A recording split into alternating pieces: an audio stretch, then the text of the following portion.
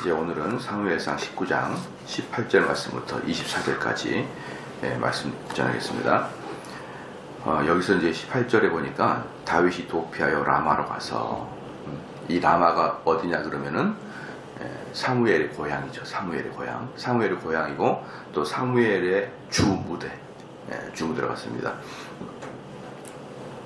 이 라마는 지금 사울이 있었던 지역과는 그렇게 먼 거리가 아닙니다. 먼 거리가 아니고 가까운 거리이기 때문에 이것만 봐도 다윗은 사울이 정신이 다시 들면은 또 사울과 가까워질 수 있다라는 생각을 가지고 있었던 것 같아요. 이 사울이 악신이 들었을 때 그때 자기를 죽이고 정신이 없을 때 막 자기한테 소리 지르고 죽이고 그럴 거라고 생각한 거죠. 그러나 사울은 악신이 들어서가 아니라 이미 그 마음속에 다윗에 대한 열등감, 다윗에 대한 그런 그 왕권을 빼앗길 것 같은 두려움이 가득 차 있었기 때문에, 그게 가득 찼기 때문에 악신이 든 것이지 악신이 들어서 그렇게 한 건 아닌 것이죠. 그러니까 다윗은 순박했던 거죠. 그렇기 때문에 사울이 잠시 정신이 차려질 때까지 잠시 피해 있자 라는 개념으로 사울이 살고 있던 지역과 별로 멀지 않는 라마로 가 있었던 것입니다. 라마로 가서 사무엘에게 이제 즉시 나가는 거죠. 사무엘에게 즉시 나가는 이유는 한 세 가지 정도 됩니다. 한 두세 가지 되는데, 첫 번째는 뭐냐면 사무엘이 그나마 사울로부터 보호할 수 있는 안전지대라고 생각하죠. 그 전까지는 알지 않습니까? 사무엘이 사울을 혼내고 그러면 사울도 꼼짝 못했고, 그러니까 이스라엘 전체에서 사울을 제어할 수 있는 유일한 사람은 사무엘이었기 때문에 사무엘의 몸을 피신한 거죠. 두 번째는 뭐냐 그러면 이 사무엘로부터 오는 하나님의 위로를 받고자 위함이에요. 하나님의 위로를 받고자 하기 위함입니다. 그래서 그렇지 않습니까? 보편적으로 우리가 많이 아프고 이럴 때, 또는 집안에 그 초상이 나고 이럴 때 그 목사님이 찾아가는 것이 상당히 위로가 되잖아요. 근데 그 목회자의 개인이 아니라 그분은 하나님의 종이기 때문에 그런 것들 때문에 위로를 받는 거죠. 그렇기 때문에 이제 다윗과 같은 경우도 이제 첫 번째는 사무엘로부터 좀 몸을 보호하기 위함이지만, 두 번째는 사무엘이 하나님을 대표하고 있기 때문에 그동안의 고통을 사무엘을 통해서 위로를 받고자 원하였고, 세 번째는 앞으로는 내가 무엇을 해야 되느냐, 내가 어떻게 해야 되느냐, 요걸 좀 물어보려고 그런저런 이유로 사무엘에게 즉시 간 거예요. 사무엘에게. 그래서 거기 가서 사무엘에게 나아가서 사울이 자기에게 행한 일을 다 고하였고, 그동안 사울이 자기를 어떻게 학대했는지를 다 이야기했겠죠. 정신이 어떻게 왔다 갔다 하는지. 다윗이 사무엘이 나요스로 가서, 다윗과 사무엘이 나요스로 가서 거기 가였더라. 사무엘이 어떻게 반응했다라는 말은 안 나와요. 그 이야기를 듣고 사무엘이 어떻게 반응했다라는 건 안 나오는데, 분명히 사무엘은 덤덤하게 받아들였을 것이다. 왜냐? 하나님의 신이 떠난 것을 사무엘이 먼저 알고 이미 선포를 했었거든요. 그러면은 어떤 겁니까? 그냥 일반인에게는 나타나지 않지만, 만약에 성령 해야 할 직분 있잖아요. 성령 충만할 직분, 해야 할 직분, 이 대신에 왕이나 제사장이나 선지자나 또 현대에서는 목사나 사역자나 이런 분들이 성령 충만해야 되는데, 성령 충만함이 해야 될 직분이 성령이 빠졌을 때는 거의 미친 사람처럼 되는 거 아니겠습니까? 그래서 목회자들도 성령이 충만하지 않는 목회자들은 정말 추한 목회자죠. 정말 일반 평신도가 하는 것은 덜 추하죠. 훨씬 덜 추하죠. 그런데 목회자나 주의 일을 하는 사람이 성령이 역사하지 않는 그런 삶을 산다, 성령이 아예 그 몸에 없다, 그건 정말 보기가 힘들 그런 아주 민망한 그런 상태가 되어버린 것이죠. 그러니까 지금 18절에서도 사무엘은 전혀 반응이 없습니다. 반응이 없고, 다윗과 사무엘이 나요스로 가서 거하였더라. 이 나요스는 그 라마 안에 있는, 만약에 라마가 무슨 어디입니까? 무슨 군이다, 군이다 그러면 이 나요스는 그 군의 어느 지역, 동이나 그런 지역입니다. 근데 거기 이제 19절에 혹이 사울에게 고하되 다윗이 라마 나요새 있더이다 하며. 그런데 이제 혹이라는 것은 뭐냐 그러면은 사울에게 벌써 이미 귀에 들어가 버리는 거예요. 사울에게 벌써 귀에 들어간 것이죠. 그래서 사람들이 다윗이 라마 나요새 있다 이렇게 벌써 이야기가 돼버립니다. 사울이 다윗을 잡으러 사자들을 보내었더니 그들이 선지자 무리에 예언하는 것과 사무엘이 그들의 수령으로 선 것을 볼 때에 하나님의 신이 사울의 사자들에게 임함에 그들도 예언을 하니라. 그러면 이 나요시 어떤 곳이냐? 나요시 어떤 곳이냐면 20절 읽어보니까 누가 있습니까? 선지생도들이 있어요. 선지생도들이. 그러니까 이제 쉽게 말하면 선지생도는 이제 엘리사 같은 경우도 선지생도를 많이 데리고 있었잖아요. 근데 이 사무엘도 밑에 선지생도를 여럿이 데리고 있었던 것이죠. 그래서 구약을 보면은 그런 느낌이 들어요. 선지자는 하나님이 직접 이렇게 말씀하셔서 그 입을 통해서 하나님의 뜻을 전하기도 하지만 또 이런 식으로 배우기도 하는 것 같아요. 느낌이 그래요. 배워서 하나님께 직접 들을 수도 있지만 또 하나님 말씀을 연구하거나 하나님 말씀을 해석하는 자도 된다라고 느껴집니다. 어쨌든 그 선지생도들이 살았던 곳, 선지생도들이 모여서 살았던 곳, 그러니까 쉽게 말하면 신학교 플러스 신학교 기숙사, 이게 나요시예요.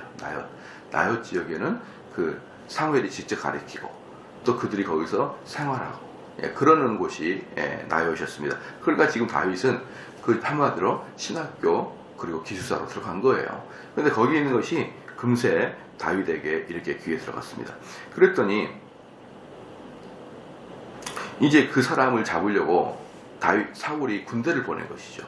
군대를 보냈는데 아마도 이제 해석자들은 그렇게 얘기합니다. 아마도 사울은 다윗의 그 전투력을 알기 때문에 다윗이 아주 잘 싸우는 걸 알기 때문에 아마 수십 명은 보냈을 것이다. 뭐 우리로 말하면 한 중대 정도는 보냈을 것이다. 그 다윗을 잡으러 이제 그렇게 한 것이죠.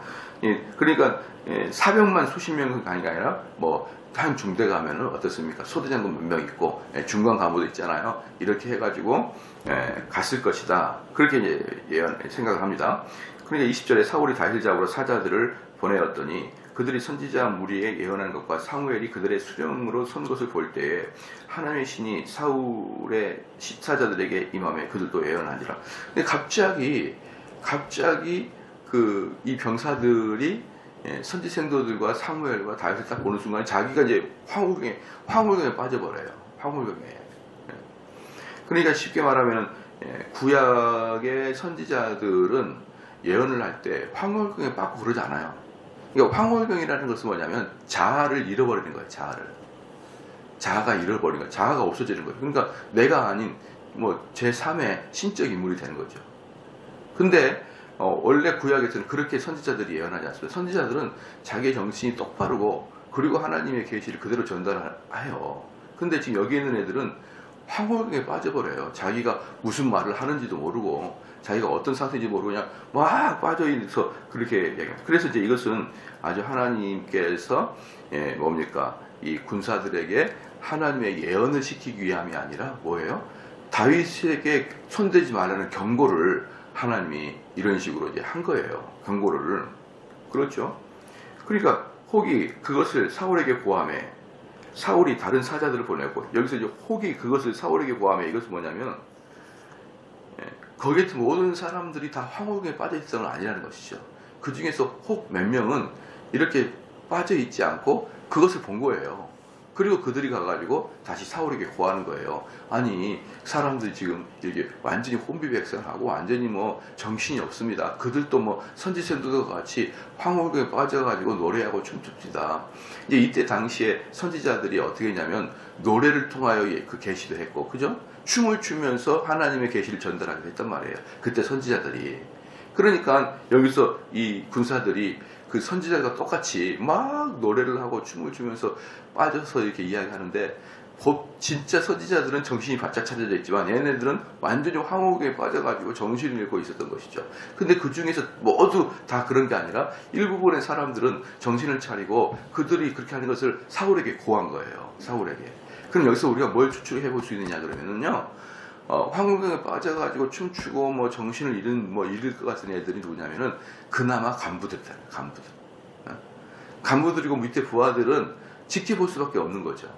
그렇지. 간부들이 막 춤을 추는데 뭐 행동 개시해야 될지 말아야 될지 그 전부 다 간부들이 지시를 해야 하는데, 예, 그러니까 혹 몇 명 정신 바짝 차는 애들은 사실은 간부들이 명령이 아니면 움직이지 못할 쫄병들이었던 것 같아요. 쫄병들. 그리고 이제 실질적으로 명령을 내는데 간부들 전부 다는 다 황홀경에 빠져가지고 흐느적거리고 있고, 그리고 그들이 명령을 내리지 않으니까 이도저도 못하고 황홀경을 하고 있는 간부들만 쳐다보고 앉아 있는 거예요. 그냥 백부장 이런 사람만 쳐다보고 앉아 있고, 십부장 얘네들만 쳐다보고 앉아 있는 거죠. 걔네들이 완전히 황홀경에 빠져 있으니까.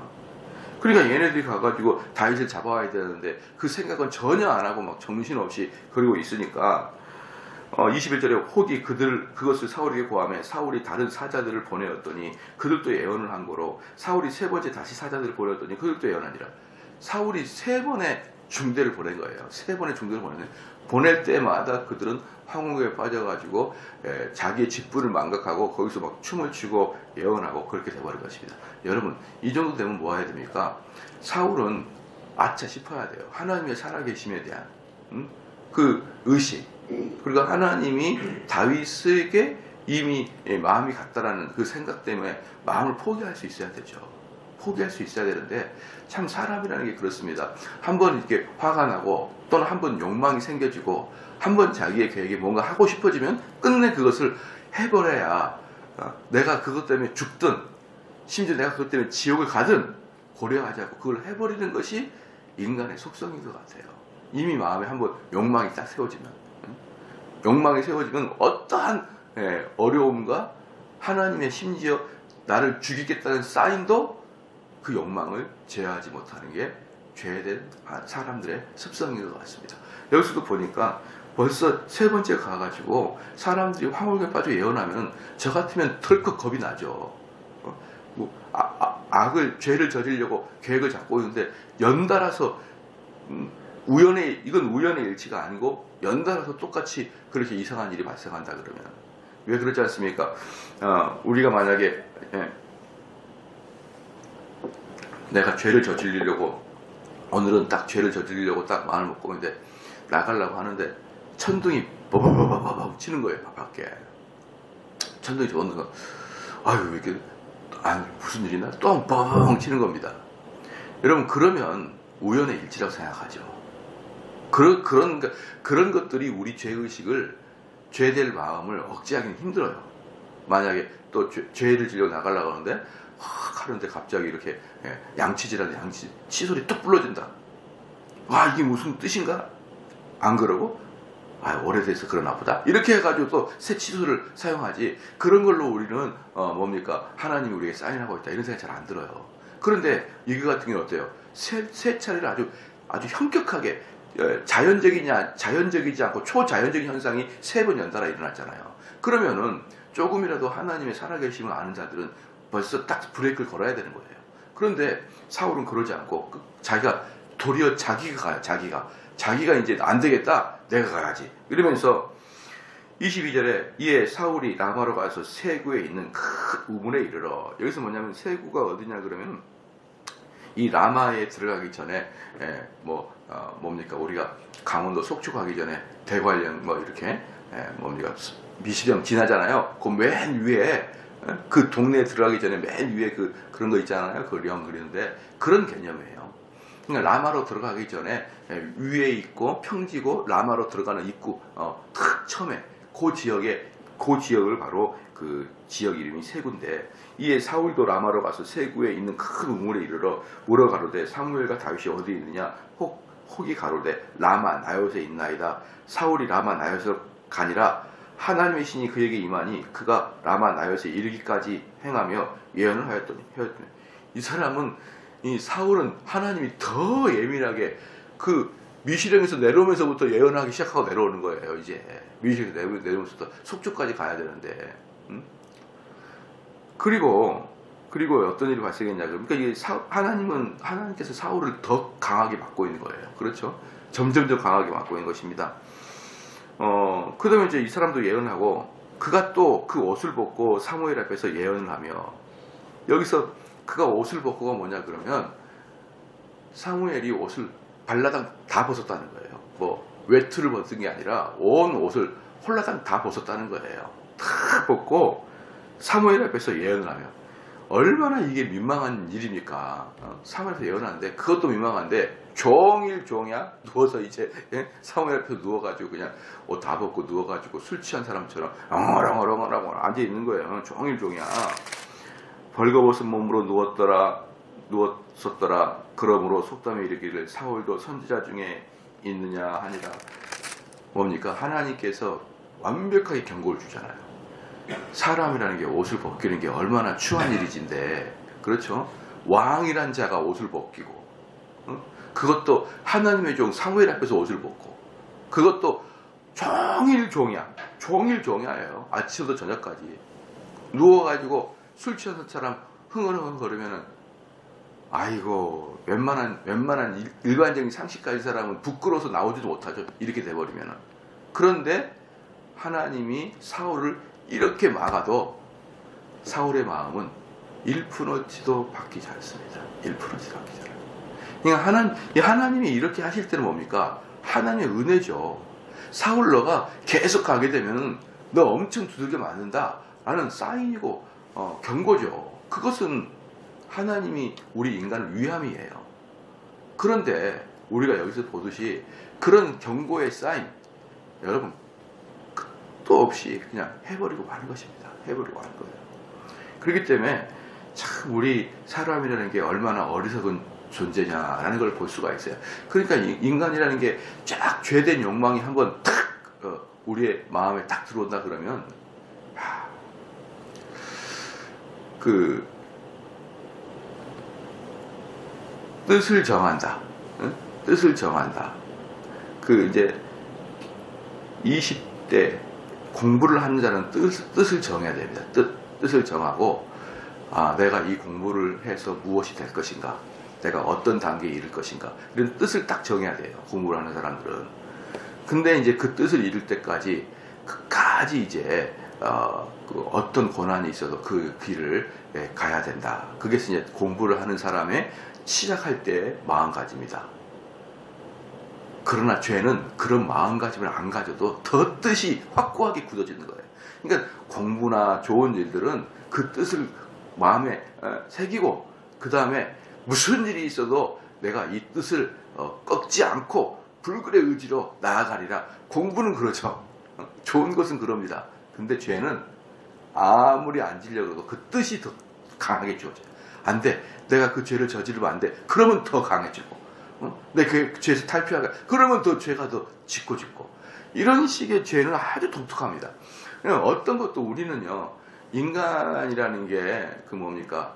엔트로피 법칙이 있지 않습니까? 모든 것은 시간이 지나면서 흐트러지게 돼 있어요. 흐트러지게 돼. 그러니까 엔트로피 법칙이 뭐냐 그러면, 각설탕을 자연 상태에 딱 둬봐요. 그럼 시간이 지나면 각설탕이 어떻게 됩니까? 흐트러지죠. 점점.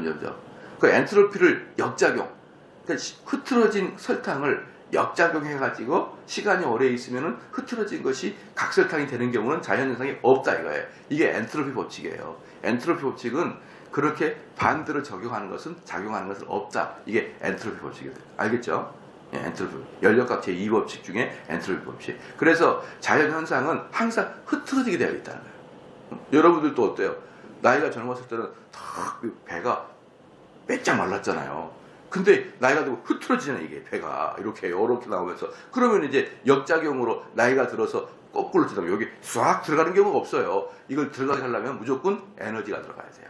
그러니까 엔트로피 역작용은 무조건 에너지가 들어가야만 각이 잡히게 되어 있다. 이게 엔트로피 법칙이에요. 모든 자연현상은 흐트러지게 되어 있다.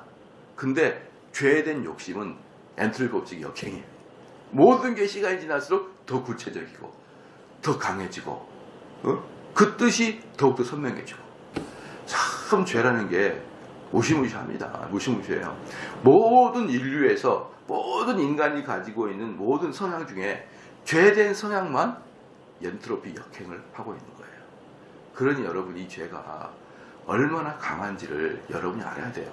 이 죄는 얼마나 강한지 하나님의 아들이신 예수님을 죽여버려요. 죄가. 아니, 예수를 죽일 존재가 죄 말고 없는 거예요. 그만큼 죄가 강한데 우리는 그 죄에 속해 있으면서도, 그 죄가 우리를 지배하고 있으면서도 우리가 얼마나 죄된 상태인지를 까맣게 잊고 살아가는 경우가 대반 허다하죠. 그래서 오늘도 우리 사울을 보면서 얼마나 그 죄된 욕망이 강한지를 좀 깨달으시고, 우리도 이러한 성향들이 얼마든지 있는 거예요. 그것들을 제어해 나가기를 주로 축원합니다.